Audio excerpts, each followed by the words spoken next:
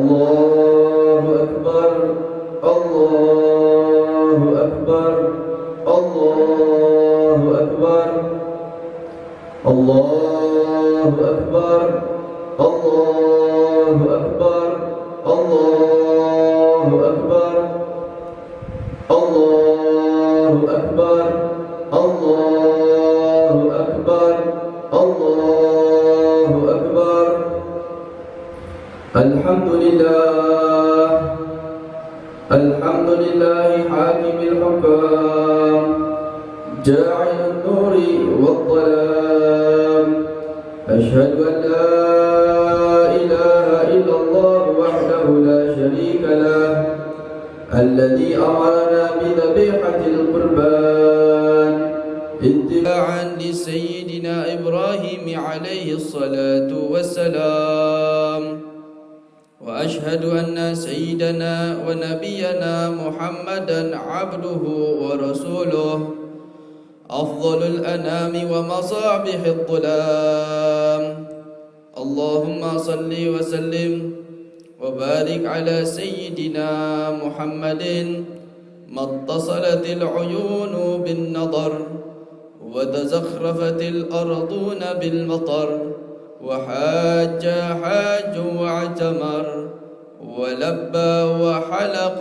ونحر وطاف بالبيت العتيق وقبل الحجر وعلى آله وصحبه وسلم تسليما كثيرا فيا عباد الله إني أوصيكم ونفسي بتقوى الله يا أيها الذين آمنوا اتقوا الله حق تقاته ولا تموتن إلا وأنتم مسلمون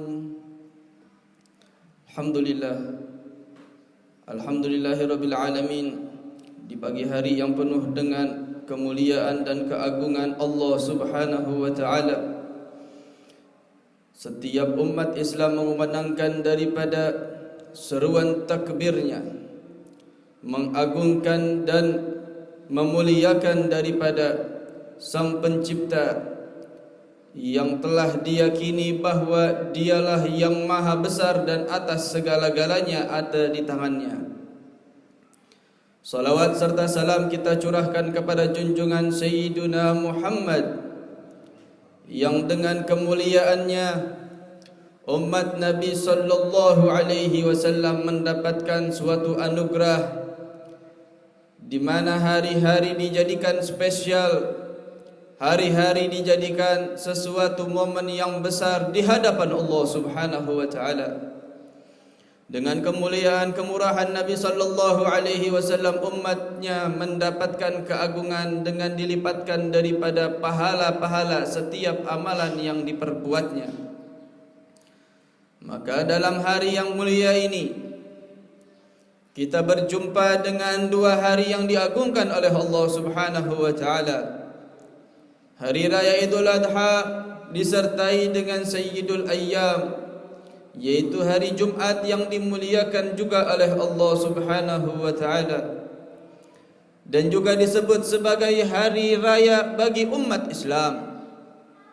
Kedua hari raya yang kita laksanakan, yang mana Allah Subhanahu wa taala pastinya menurunkan daripada begitu banyak rahmat serta inayah dan lipatan ganda daripada pahala yang diperbuat di hari tersebut.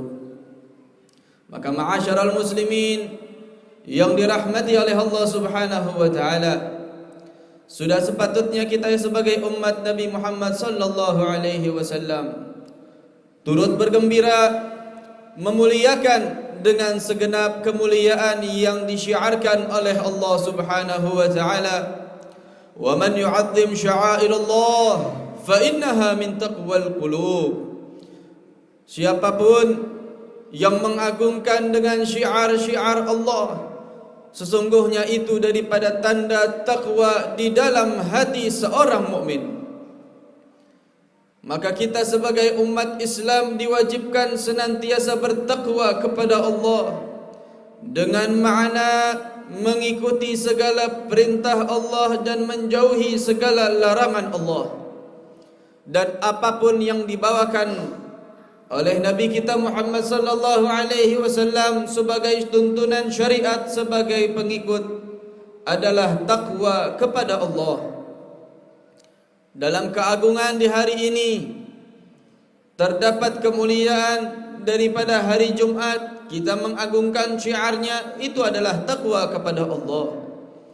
Dan di hari spesial Idul Adha ini, Allah Subhanahu wa ta'ala juga memerintahkan daripada suatu momen yang begitu besar daripada takwa kepada Allah, daripada tanda syiar yang begitu mulia yang sebelumnya telah dirubah oleh orang-orang jahiliyah, yang asal mulanya telah disyariatkan oleh Allah dengan risalah Nabi Ibrahim alaihi salatu wassalam. Lalu datanglah pemikiran-pemikiran jahiliyah yang merubah daripada pelaksanaannya, yang memotong hewan-hewannya hanya untuk berhala-berhala mereka yang tidak jelas akan kemana arah daripada pemotongan tersebut. Datanglah cahaya yang menyinari daripada seluruh alam semesta, mengisi hati yang mana keras dengan pemikiran jahiliyah, dirubahlah dengan sifat lemah lembut serta sifat yang begitu indah. Datanglah syariat Islam yang dibawakan oleh cahaya Nabi kita Muhammad sallallahu alaihi wasallam. Syariat berkurban dilaksanakan kembali sesuai perintah Allah Subhanahu wa taala, yang mana diperintahkan untuk menyembelih daripada hewan-hewan kurbannya dan dibagikan kepada orang-orang yang berhak dalam mendapatkannya, serta diperbolehkan bagi mereka yang ingin merasakannya. Maka disilahkan bagi mereka yang memotong kurban untuk mengambil bagiannya. Indahnya syariat Islam yang mengutamakan atas sesuatu momen yang istimewa, dan juga bukan hanya di balik pemotongan hewan kurban saja. Nabi sallallahu alaihi wasallam pun memberikan isyarat bahwa ini adalah hal yang begitu besar dan dimuliakan oleh Allah Subhanahu wa taala. Suatu saat Nabi sallallahu alaihi wasallam memanggil putrinya, "Ya Fatimah, wahai putriku Sayyidah Fatimah Az-Zahra Al-Batul, datanglah kemari. Ishhadi, lihatlah kurbanmu wahai Fatimah. Dan ketahuilah wahai Fatimah," perintah Nabi sallallahu alaihi wasallam terhadap putrinya untuk melihat, menyaksikan hewan kurban yang akan disembelih yang dimiliki oleh Sayyidina Fatimah Az-Zahra. Ishhadi kurbanaki, lihatlah, pandanglah daripada hewan kurbanmu yang akan disembelih atas Allah Subhanahu wa taala. Sesungguhnya Allah Subhanahu wa taala telah mengampuni dosa orang yang memberikan daripada hewan kurbannya sebelum tetesan darah pertama menyentuh daripada muka bumi, maka Allah telah angkat dosa tersebut. Dan Rasul sallallahu alaihi wasallam kembali memberikan kabar gembira, dan juga hewan tersebut akan dijadikan saksi di hadapan Allah Subhanahu wa taala, akan dibawakan daripada setiap mizan orang-orang timbangan di hadapan Allah, dan dilipat gandakan sampai 70 kali lipat. Bukan cuma hanya daripada itu, dikatakan oleh Nabi sallallahu alaihi wasallam, setiap bulunya, setiap tulang belulangnya, bahkan tanduknya akan dibawa dan akan dilipat gandakan sampai 70 kali lipat, diberikan daripada kemuliaan di hadapan Allah Subhanahu wa taala. Sahabat Abi Darda dan sahabat yang lainnya pun terkesima dengan ucapan Nabi sallallahu alaihi wasallam, "Ya Rasulullah, ahadha khasun li ahlika wa liman ma'aka?" Ya Rasulullah, apakah ini khusus hanya untuk keluargamu dan yang bersama denganmu, atau untuk umat yang lainnya juga? Maka Nabi sallallahu alaihi wasallam bersabda, "Hadza lana wa lakum." Ini untuk kami dan untuk kalian juga wahai umat Nabi Muhammad sallallahu alaihi wasallam. Maka begitu indah dengan pemotongan hewan kurban yang diiringi dengan lafzu Allahu Akbar, Allahu Akbar. Kemuliaan lafzu daripada ucapan Allahu Akbar, yang mana kita mengartikan tidak ada yang lebih agung dan mulia kecuali Allah Subhanahu wa taala. Maka jangan sampai setan siap menyisipkan daripada hati setiap mukmin yang sedang melaksanakan ibadah yang begitu indah dengan niat-niat yang tercela, yang mana kita harapkan apa yang kita laksanakan bisa diterima oleh Allah Subhanahu wa taala dengan sebaik-baiknya amalan di hadapan Allah. Jangan sampai ada niatan di dalam hati kita bahwa kita berbangga diri dengan hewan yang telah kita siapkan. Kita berbangga diri dengan apa yang telah kita sajikan. Bahkan kita merasa bahwa milikku lebih afdal daripada miliknya.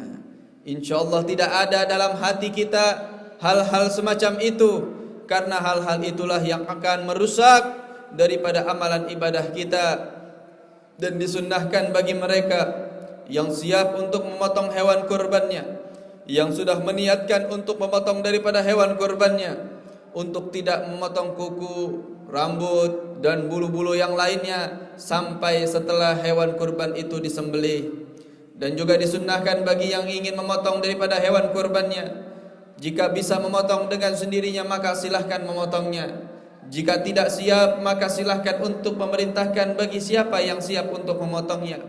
Dan disunnahkan untuk menyaksikan daripada hewan kurban yang akan disembelih tersebut, karena itu akan menjadi saksi di hadapan Allah, akan menjadi suatu kendaraan yang indah yang akan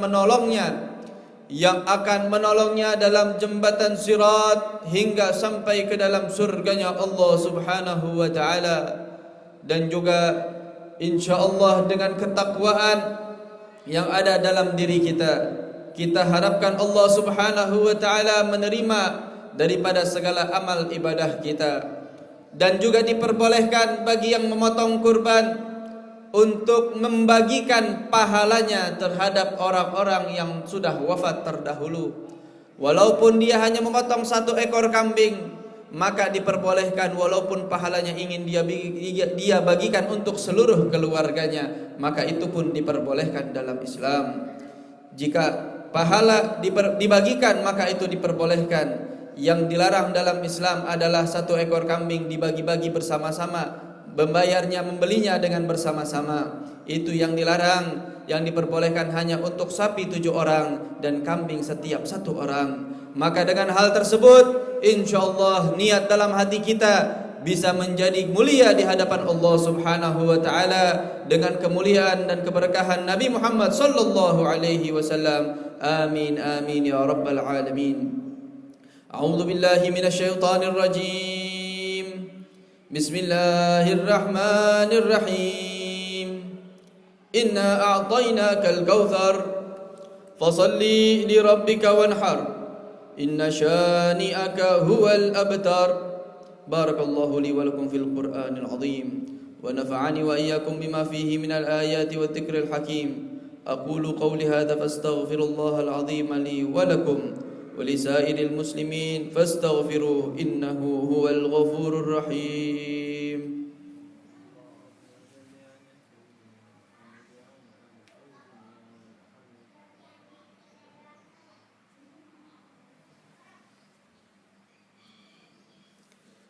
الله أكبر الله أكبر الله أكبر الله أكبر الله أكبر الله أكبر الله أكبر كبيرا والحمد لله كثيرا وسبحان الله بكرة وأصيلا لا إله إلا الله الله أكبر الحمد لله الحمد لله الذي أحلنا هذا اليوم الطعام وحرم علينا فيه الصيام. أشهد أن لا إله إلا الله الملك العلام، وأشهد أن محمدا عبده ورسوله سيد الأنام. اللهم صل على سيدنا وحبيبنا ومولانا محمد نبي العرب والعجم، وعلى آله وصحبه إلى يوم القيام. أما بعد، فيا عباد الله، إني أوصيكم ونفسي بتقوى الله. يا أيها الذين آمنوا اتقوا الله حق تقاته ولا تموتن إلا وأنتم مسلمون. واعلموا أن يومكم هذا يوم عظيم، فأكثروا من الصلاة على النبي الكريم. وقال تعالى: إن الله وملائكته يصلون على النبي يا أيها الذين آمنوا صلوا عليه وسلموا تسليما.